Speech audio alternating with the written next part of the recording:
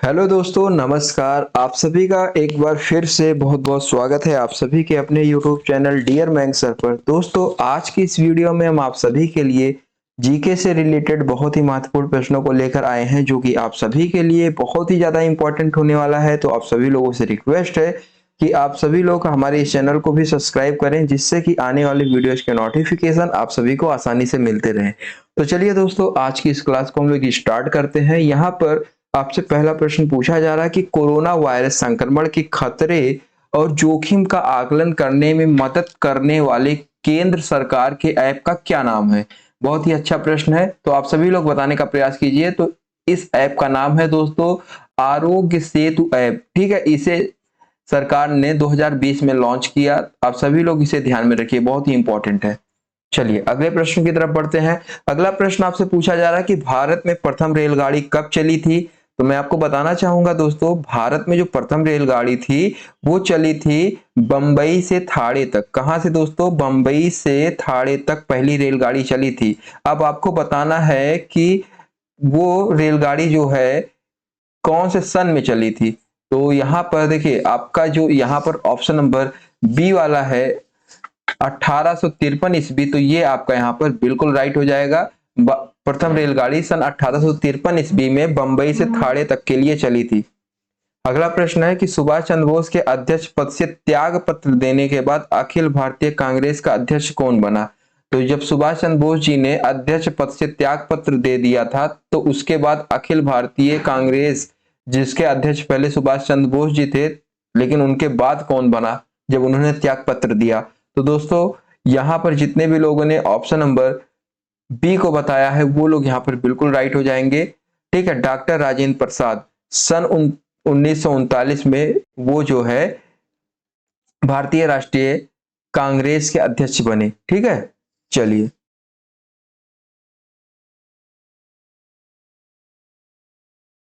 निम्नलिखित में से कौन सा तारा पृथ्वी के सबसे निकट है। तो सभी लोग इससे परिचित हैं, बहुत ही इंपॉर्टेंट है। तो पृथ्वी के सबसे निकट कौन सा तारा है। तो दोस्तों, यहाँ पर आप सभी को मैं बताना चाहूंगा कि सूर्य जो है पृथ्वी के सबसे निकट का तारा है। तो ऑप्शन नंबर बी आपका यहाँ पर बिल्कुल राइट हो जाएगा। और आप सभी लोगों को पता होना चाहिए कि जो सूर्य का प्रकाश है उसे पृथ्वी पर आने में 8 मिनट 16.6 सेकेंड लगता है। तो बहुत ही इंपॉर्टेंट है, ये चीज ध्यान में रखिए। चलिए अगला प्रश्न है कि डायनामाइट का आविष्कार किसने आविष्कार करने वाले स्वीडिश वैज्ञानिक का क्या नाम है। बताइए। डायनामाइट का आविष्कार आप सभी को पता होना चाहिए कि सन 1867 ईस्वी में हुआ। और जो है एल्फ्रेड बर्नाल्ड, यहाँ पर जो आपका है यहाँ पर बिल्कुल राइट है। ठीक है, अल्फ्रेड बर्नार्ड नोबेल जो है, इन्होंने जो है स्वीडिश वैज्ञानिक का नाम, स्वीडिश वैज्ञानिक जो थे उनका नाम था एल्फ्रेड बर्नार्ड नोबेल। ठीक है, जिन्होंने डायनामाइट का आविष्कार किया था सन 1867 ईस्वी में इसका आविष्कार किया था। ड्रीम अगले प्रश्न की तरफ बढ़ते हैं।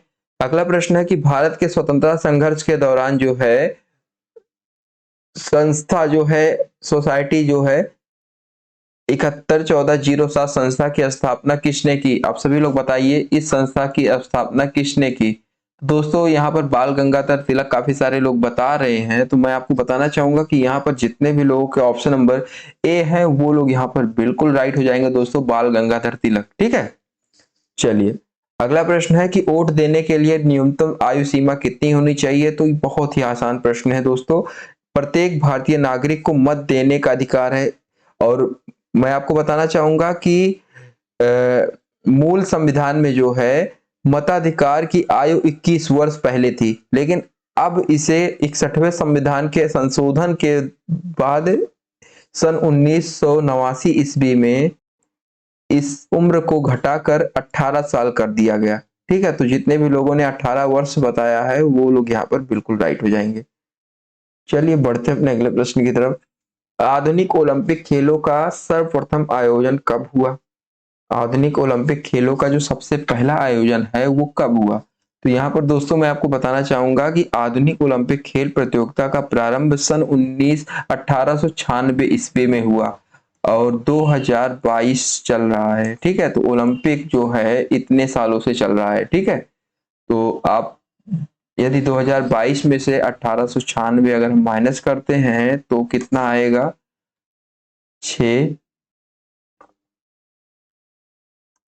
2, और यहाँ पर कितना बचेगा दोस्तों, 1। तो 126 सालों से जो है आपका चल रहा है आधुनिक ओलंपिक खेलों को, खेल प्रतियोगिता। अगला प्रश्न है कि मधुमेह का रोग जो है जिसे हम लोग डायबिटीज कहते हैं, तो मधुमेह का रोग किस अंग के दोषपूर्ण कार्य करने से होता है। आप सभी लोग बताने का प्रयास कीजिए कि मधुमेह रोग जो है किस अंग का दोषपूर्ण कार्य करने से होता है। तो मैं आपको बताना चाहूंगा कि मधुमेह रोग जो है अग्न्याशय, अग्न्याशय जो है आपका ऑप्शन नंबर बी यहाँ पर बिल्कुल राइट हो जाएगा। अग्नाशय जो है, अग्नाशय के दोषपूर्ण कार्य करने से होता है। अग्नाशय जो है मानव शरीर की जो है सबसे बड़ी ग्रंथि है, लेकिन दूसरे नंबर पर है। तो अग्नाशय जो है दूसरे नंबर की मानव शरीर की सबसे बड़ी ग्रंथि है, और यह जो है अंतःस्रावी एवं बाह्यस्रावी दोनों प्रकार की ग्रंथि होती है। और अग्नाशय के लैगर-हैंस उपदीपिका के कोशिका जो होते हैं उसके द्वारा इंसुलिन का स्राव जो होता है, इंसुलिन के स्राव के होने के कारण जो है डायबिटीज नामक रोग उत्पन्न होता है, ठीक है, अधिक मात्रा में होने से। चलिए, भारत में सर्वप्रथम 19 जुलाई 1969 को कुल कितने बैंकों का राष्ट्रीयकरण किया गया। तो सरकार द्वारा बैंकिंग कंपनी जो है अध्यादेश 1970 के अंतर्गत जो है 19 जुलाई सन 1969 को 14 बैंकों का जो है क्या किया गया था, राष्ट्रीयकरण किया गया था। तो यहाँ पर ऑप्शन नंबर सी आपका बिल्कुल राइट हो जाएगा। भारत के पश्चिमी समुद्री तट के दक्षिणी भाग को किस नाम से जाना जाता है। तो भारत के पश्चिमी समुद्री तट के दक्षिणी भाग को किस नाम से जाना जाता है। तो पश्चिमी समुद्री तट के दक्षिणी भाग को दोस्तों, यहाँ पर जितने भी लोगों का ऑप्शन नंबर 11 नंबर प्रश्न में ऑप्शन नंबर जितने भी लोगों का ए वाला है वो लोग यहाँ पर बिल्कुल राइट हो जाएंगे, मालाबार, ठीक है। चलिए बढ़ते अपने अगले प्रश्न की तरफ। सर्वोच्च न्यायालय के मुख्य न्यायाधीश का कार्यकाल कितने आयु तक रहता है।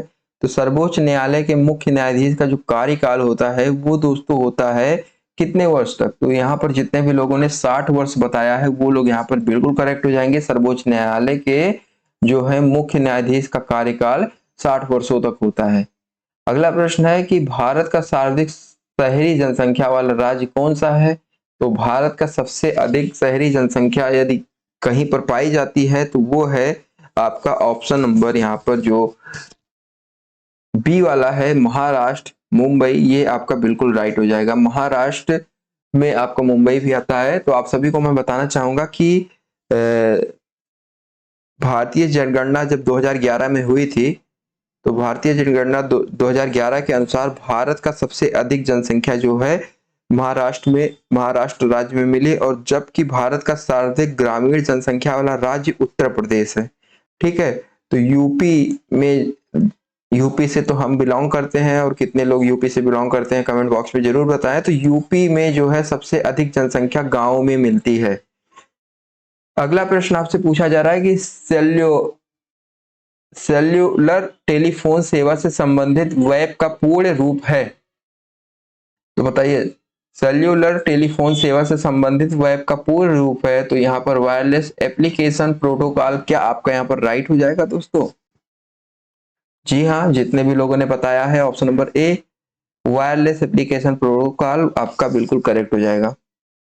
सदाबहार वनों को अन्य किस नाम से जाना जाता है। तो यहाँ पर यदि बात करें सदाबहार वनों को अन्य किस नाम से जाना जाता है, तो जितने भी लोगों ने ऑप्शन नंबर यहाँ पर 15 नंबर प्रश्न में देखिए काफी सारे लोग बताना स्टार्ट कर दिए हैं। तो बहुत सारे लोगों ने ऑप्शन नंबर ए को बताया है। तो उष्णकटिबंधीय वनों को जो है सदाबहार वनों के नाम से जाना जाता है, तो बिल्कुल राइट हो जाएंगे। और भारत में उष्णकटिबंधीय वनों को सदाबहार वन कहा जाता है, ये चीज आप लोग ध्यान में रखिए। और ये वन जो होते हैं ऐसे क्षेत्रों में पाए जाते हैं जहां पर वर्ष में 200 सेंटीमीटर में से अधिक वर्षा होती है, ठीक है।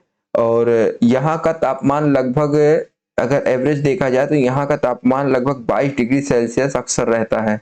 तो आप सभी लोग यहाँ पर ध्यान रखिए। और 1 सेंटीमीटर से अधिक वर्षा हर वर्ष होती है। मूल संविधान में मूल अधिकारों को 7 भागों में वर्गित किया गया है, ठीक है, परंतु वर्तमान में केवल कितने रह गए हैं? तो मूल भारतीय संविधान में भारतीय नागरिकों को 7 मूल अधिकार दिए गए हैं, लेकिन मैं आपको बताना चाहूंगा कि सन 1978 ईस्वी में जब भारतीय संविधान 44वां संशोधन अधिनियम पारित किया गया, ठीक है, सन 1978 ईस्वी में 44वां संशोधन पारित किया गया, तो उसमें हुआ क्या था दोस्तों कि संपत्ति के अधिकार को मूल अधिकार की श्रेणी से हटा दिया गया और वर्तमान में केवल अब 6 मौलिक अधिकार रह गए हैं, ठीक है। तो आप सभी लोगों से यदि पूछा जाए वर्तमान में मौलिक अधिकार कितने हैं, तो 6 हैं। निम्न में से 6 पीस निम्न में से कौन सा रोग जो है HIN नामक वायरस से होता है? तो वो दोस्तों आप सभी लोग बताने का प्रयास कीजिए। तो यहाँ पर दोस्तों यदि बात करें HIN की, तो इसके कारण से कौन सा रोग होता है? तो HIN जो है मैं आपको बताना चाहूंगा कि ब्लू फ्लू, वर्ड फ्लू जो है आपका, यहाँ पर वर्ड फ्लू जो है इस रोग का वायरस है, ठीक है। तो वर्ड फ्लू जो है किसके कारण होता है? तो वर्ड फ्लू जो होता है, हिन रोग दोनों आपस में रिलेट करते हैं। तो निम्न में से कौन सा रोग हिन नामक वायरस से होता है? तो हिन एक वायरस है जिसके कारण से वर्ड फ्लू होता है, ठीक है। चलिए बढ़ते हैं हम लोग अपने अगले प्रश्न की तरफ।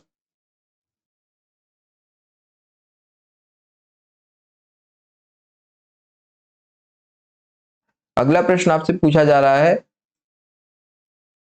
उत्तर प्रदेश में अनौपचारिक शिक्षा योजना कब आरंभ की गई? बताइए। उत्तर प्रदेश में अनौपचारिक शिक्षा योजना कब आरंभ की गई? तो दोस्तों आप सभी को यहाँ पर बताना है राइट आंसर। तो सन 1975 में जो है उत्तर प्रदेश में अनौपचारिक शिक्षा आरंभ की गई। भारतीय जीवन बीमा निगम की स्थापना कब हुई? तो भारतीय जीवन बीमा निगम की स्थापना कब हुई? तो दोस्तों मैं आपको बताना चाहूंगा कि जो भारतीय जीवन बीमा निगम है इसकी स्थापना हुई सन 1956 ईस्वी में और सितंबर का महीना था। तो जितने भी लोगों ने ऑप्शन नंबर सी को बताया है वो लोग यहाँ पर बिल्कुल करेक्ट हो जाएंगे। ऑप्शन नंबर सी, सितंबर 1956 ईस्वी में भारतीय जीवन बीमा निगम की स्थापना हुई। निम्न में से कौन सी नदी जो है उद्गम स्थल भारत से बाहर है? तो रावी नदी क्या आपका यहाँ पर राइट हो जाएगा दोस्तों? आप सभी लोग बताने का प्रयास कीजिए। तो जी हाँ, यहाँ पर काफी सारे लोगों ने ब्रह्मपुत्र बताया है, तो आप लोग यहाँ पर राइट हैं। जितने जितने ने रावी बताया वो लोग यहाँ पर बिल्कुल करेक्ट गलत हो जाएंगे। यहाँ पर ब्रह्मपुत्र जिन्होंने बताया वो लोग यहाँ पर बिल्कुल राइट हो जाएंगे। अगला प्रश्न है कि निम्नलिखित में से कौन सी गुफा हिंदू बौद्ध जैन तीनों धर्मों से संबंधित है? तो एलोरा, खंडगिरी या कपिलास या सारनाथ? तो यदि बात करें यहाँ पर राइट आंसर की दोस्तों, तो यहाँ पर आपका राइट आंसर हो जाएगा एलोरा की जो गुफा है ये तीनों धर्मों से संबंध रखता है। चलिए अगला प्रश्न है, मैक जो है इसके द्वारा निम्न में से किसकी गति को मापा जाता है? तो हवाई जहाज, वायु ध्वनि या इनमें से कोई नहीं? तो दोस्तों मैं आपको बताना चाहूंगा कि मैक जो है इसके द्वारा जो है दोस्तों आपका हवाई जहाज की गति को मापा जाता है। तो ऑप्शन नंबर ए आपका यहाँ पर बिल्कुल राइट हो जाएगा।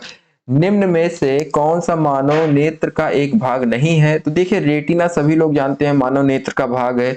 और यहाँ पर यदि बात करें दोस्तों आगे आइरिस की, तो आइरिस भी जो है ये नेत्र से रिलेटेड है और प्लूपिल जो है ये भी नेत्र से रिलेट करता है। तो ये तीनों आपके नेत्र से संबंध रखते हैं। तो यहाँ पर जो आपका सही ऑप्शन हो जाएगा ऑप्शन नंबर डी आपका फीमर यहाँ पर बिल्कुल करेक्ट हो जाएगा। फीमर मानव शरीर की सबसे बड़ी हड्डी होती है और यह जो है मनुष्य के पैर के ऊपर के हिस्से जांघे में पाई जाती है। तो जांघे में जो हड्डी होती है वो मनुष्य के शरीर की सबसे बड़ी हड्डी होती है।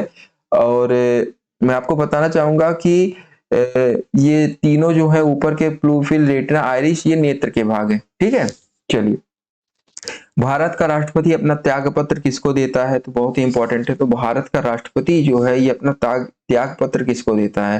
तो दोस्तों मैं आपको बताना चाहूंगा कि यहाँ पर जितने भी लोगों ने उपराष्ट्रपति को बताया है वो लोग यहाँ पर बिल्कुल राइट हो जाएंगे। भारत का राष्ट्रपति यदि अपना पद त्याग पत्र करना चाहता है तो वो उपराष्ट्रपति को त्याग पत्र करेगा, ठीक है। तो निम्न में से किस गुप्त शासक को मुद्राओं पर बीड़ा बजाते हुए दिखाया गया है? तो निम्न में से किस गुप्त शासक को मुद्राओं मतलब सिक्कों पर बीड़ा बजाते हुए दिखाया गया है? तो यहाँ पर दोस्तों जितने भी लोगों ने ऑप्शन नंबर बी को बताया है वो लोग यहाँ पर बिल्कुल राइट हो जाएंगे। ऑप्शन नंबर बी आपका क्या है? समुद्रगुप्त। समुद्रगुप्त जो है भारत का नेपोलियन जो है बी.एल. स्मिथ द्वारा कहा जाता है। और मैं आपको बताना चाहूंगा कि गुप्त साम्राज्य का शक्तिशाली शासक जो है समुद्रगुप्त को माना जाता है। और समुद्रगुप्त को जो है बीड़ा बजाने का बड़ा शौक था, तो इसीलिए जो है मुद्राओं पर उन्हें बीड़ा बजाते हुए दर्शाया गया है। तो आपका ऑप्शन नंबर जो बी वाला है बिल्कुल राइट हो जाएगा। काफी सारे लोगों ने बताया है तो वो लोग यहाँ पर राइट हैं, खुद से सही। अगला प्रश्न है कि शीत मरुस्थलीय जैव आरक्षित मंडल कहाँ स्थित है? तो यहाँ पर दोस्तों जितने भी लोगों को पता है बताए। तो दोस्तों यहाँ पर आपको मैं बताना चाहूंगा कि जितने भी लोगों ने ऑप्शन नंबर ए को बताया है वो लोग यहाँ पर बिल्कुल राइट हो जाएंगे। ऑप्शन नंबर ए आपका क्या है? हिमाचल प्रदेश ड्रीम आपका बिल्कुल राइट हो जाएगा शहर। चलिए बढ़ते हैं अपने अगले प्रश्न की तरफ। अगला प्रश्न आपसे क्या पूछा जा रहा है? संयुक्त राष्ट्र संघ यूएनओ की स्थापना कब हुई? तो दोस्तों यदि बात करें संयुक्त राष्ट्र संघ यूएनओ की स्थापना कब हुई, तो यहाँ पर 24 अक्टूबर सन 1945 ईस्वी में यूएनओ की स्थापना हुई। ठीक है, 1945 में 24 अक्टूबर को। मधुबनी चित्रकारी किस राज्य की शैली है? तो आप सभी लोग बताने का प्रयास कीजिए। मधुबनी चित्रकारी किस राज्य की शैली है? तो एक किसी मेन रीजन से यहाँ पर देखिए काफी सारे लोगों ने बताया है ऑप्शन नंबर बी। ठीक है, ऑप्शन नंबर बी आपका बिहार जो है मधुबनी चित्रकारी यहीं से संबंधित है, याद रहता है। कौन सी ग्रंथि शरीर का तापमान नियत रखती है? तो शरीर का जो तापमान है ये किसके हाथों में होता है? तो आप सभी लोगों को मैं बताना चाहूंगा कौन सी ऐसी ग्रंथि है जिसके अंदर में जो है नियंत्रित रहता है तापमान। तो यहाँ पर देखिए काफी सारे लोगों ने बताया है, तो जितने भी लोगों ने ऑप्शन नंबर यहाँ पर सी को बताया है वो लोग यहाँ पर बिल्कुल करेक्ट हो जाएंगे। हाइपोथैलेमस यहाँ पर आपका बिल्कुल राइट हो जाएगा, जिससे शरीर का तापमान नियंत्रित रहता है। पौधों में कार्बनिक पदार्थों का परिवहन होता है। यहाँ पर बताइए पौधों में जो है प्राथमिक पदार्थों का कार्बनिक पदार्थों का परिवहन होता है। तो ऑप्शन नंबर आपका यहाँ पर जाइलम द्वारा जो है बिल्कुल राइट हो जाएगा। पौधों में कार्बनिक पदार्थों का परिवहन जो है जाइलम के द्वारा होता है। चलिए बढ़ते अपने अगले प्रश्न की तरफ। अगला प्रश्न है कि विधवा पुनर्विवाह अधिनियम 1856 में जो है किस गवर्नर जनरल के समय में पास हुआ? देखिए पहले विधवा का पुनर्विवाह नहीं होता था, लेकिन ये अधिनियम जो है कब पास कर दिया गया कि विधवा स्त्री भी जो है पुनर्विवाह कर सकती है, दोबारा विवाह कर सकती है। ये अधिनियम जो है सन 1856 ईस्वी में गवर्नर जनरल के समय में पास हुआ। और उस समय गवर्नर जनरल कौन थे आपको ये बताना है। तो 21 नंबर प्रश्न में दोस्तों option number A Lord Canning ने जो है ये पुनर्विवाह सिस्टम कर दिया, जारी कर दिया। अगला प्रश्न है कि माता टीला बहुउद्देशीय परियोजना किस राज्य में स्थित है? तो माता टीला बहुउद्देशीय परियोजना किस राज्य में स्थित है? तो यहाँ पर देखिए लल्लू आपका राइट आंसर हो जाएगा option number A Uttar Pradesh. जितने भी लोगों ने बताया है option number A Uttar Pradesh, वो लोग यहाँ पर बिल्कुल करेक्ट हो जाएंगे। ठीक है, अगला प्रश्न है कि धोखाधड़ी के उद्देश्य से ईमेल आदि के माध्यम से किसी व्यक्ति के खाते आदि में जैसी व्यक्तिगत सूचना पूछना क्या कहलाता है? बताइए दोस्तों, आपका राइट आंसर यहाँ पर क्या हो जाएगा?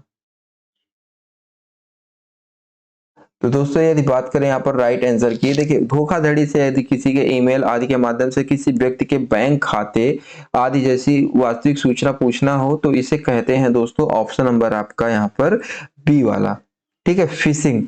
देखिए काफी सारे लोगों को ऐसे कॉल आए होंगे अपने लाइफ में कभी ना कभी दोस्तों, जैसे फोन करेंगे फिर आपका बताएंगे कि आपकी लॉटरी लगी है इतने की, तो आपका बैंक का नंबर पूछेंगे, ईमेल पूछेंगे, बैंक खाते से रिलेटेड आधार कार्ड नंबर पूछेंगे, अगर अगर बहुत सारी चीजें पूछते हैं। ये धोखाधड़ी है एक प्रकार की, तो इसे हम लोग फिशिंग के नाम से जानते हैं।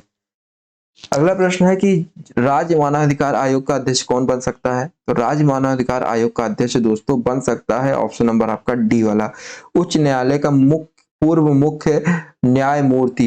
तो राज्य अधिकार का आयोग अध्यक्ष कौन बन सकता है? तो ऑप्शन नंबर डी उच्च न्यायालय का पूर्व मुख्य न्यायमूर्ति। चलिए अगला प्रश्न है कि जीएसटी के कितने प्रकार हैं। तो सभी लोगों को पता होना चाहिए कि जीएसटी जो है आपका सन 2017 में मोदी सरकार के द्वारा लॉन्च किया गया। तो जीएसटी में कितने प्रकार के होते हैं, तो जीएसटी दोस्तों कितने प्रकार के होते हैं, तो जीएसटी दोस्तों 3 प्रकार के होते हैं। आप सभी लोगों को पता होना चाहिए जीएसटी 3 प्रकार के होते हैं और सभी लोग इसके बारे में जरूर जानते हैं। और यदि नहीं जानते हैं और जो लोग भी जानते हैं इसका कमेंट बॉक्स में जरूर बताएं तीनों प्रकार क्या क्या है, मैं उसको चेक जरूर करूंगा आपका। ठीक है, अगला प्रश्न है कि आंतरिक सुरक्षा क्या है। तो आंतरिक सुरक्षा क्या है दोस्तों, तो यहाँ पर मैं आपको बताना चाहूंगा कि आंतरिक सुरक्षा जो है देश के अंदर राष्ट्र विरोधी गतिविधियों की अनुपस्थिति जो है आंतरिक सुरक्षा से रिलेट करती है। तो ऑप्शन नंबर ए आपका यहाँ पर बिल्कुल राइट हो जाएगा।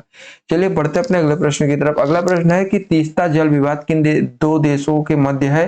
तो तीस्ता जल विवाद जो है किन दो देशों के मध्य है। तो देखिए यहाँ पर काफी सारे लोगों के जवाब आना स्टार्ट हो गए हैं। तो तीस्ता जो जल विवाद है दोस्तों, यहाँ पर देखिए भारत और बांग्लादेश, काफी सारे लोग बता रहे हैं, वो लोग यहाँ पर बिल्कुल राइट हो जाएंगे। तीस्ता जल विवाद भारत और बांग्लादेश के मध्य जो है, भारत और बांग्लादेश के मध्य है। ठीक है, चलिए अगला प्रश्न है उत्तर प्रदेश का वह कौन सा जिला है जो सबसे अधिक राज्यों को स्पर्श करता है। तो दोस्तों यदि बात करें उत्तर प्रदेश का सोनभद्र जिला, ठीक है, ये सबसे अधिक राज्यों को स्पर्श करता है। यह 4 राज्यों को स्पर्श करता है, बिहार, झारखंड, छत्तीसगढ़ और मध्य प्रदेश। इन 4 राज्यों को आप लोग ध्यान में रखिए। पहला राज्य है बिहार, दूसरा राज्य है क्या दोस्तों, मैंने आपको बताया, दूसरा राज्य है झारखंड, और यदि बात करें तीसरे राज्य की तो तीसरा राज्य है दोस्तों आपका छत्तीसगढ़। ये सारे राज्य हैं। और चौथे राज्य की यदि बात करें दोस्तों तो चौथा राज्य है आपका एमपी, मध्य प्रदेश। तो ये 4 राज्य हैं दोस्तों, आप सभी लोग ध्यान में रखिए। ठीक है, तो सोनभद्र जिला जो है इन 4 राज्यों को स्पष्ट करता है, मतलब स्पर्श करता है। ठीक है, इसी के साथ आज की एक क्लास जो है आपकी यहीं पर खत्म होती है। जितने भी लोगों ने ऑप्शन नंबर ए बताया है बिल्कुल राइट हो जाएंगे। चलिए दोस्तों मिलते हैं अपने किसी अन्य वीडियो में, तब तक के लिए धन्यवाद, अपना ख्याल रखिएगा।